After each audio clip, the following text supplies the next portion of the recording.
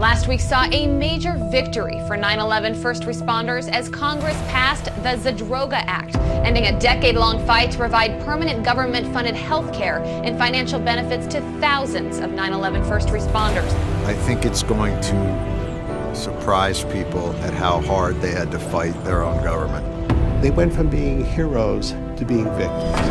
A lot of friends of mine were getting sick, and we weren't really being taken care of, and we weren't really being taken serious. My friend says to me, "Hey Ray, you gotta check this guy out, John Feal." My name is John Feal. They told me I was crazy, but here I am running the world's largest 9/11 organization. His advocacy and his dedication has helped tens of thousands of people. You know, a lot of people call me a first responder too, but I wound up correcting them. I responded to 9/11. A beam crushed his foot, and then he couldn't get workers' compensation. And meanwhile, I'm losing everything. And he just ran full on into the bureaucracy. And then, you know, one thing led to another, like, well, start a foundation. And I was like, what?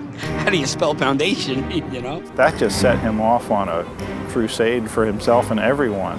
John was the most determined advocate our first responders and our heroes could have ever had. It was baffling to see them down there, but wonderful to watch him Minecraft just work, like just chop away at things. We wouldn't be standing here today celebrating, quote unquote, if it weren't for Mr. Feal.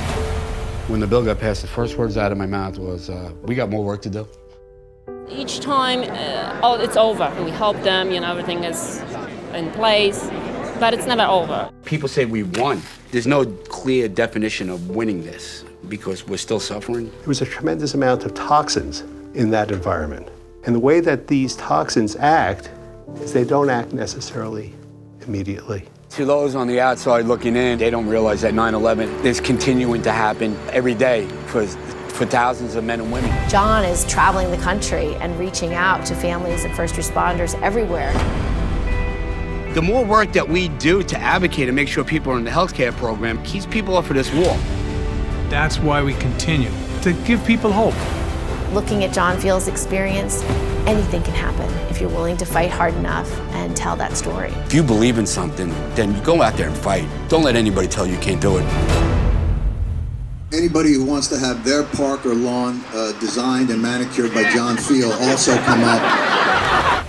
Colbert was my first choice.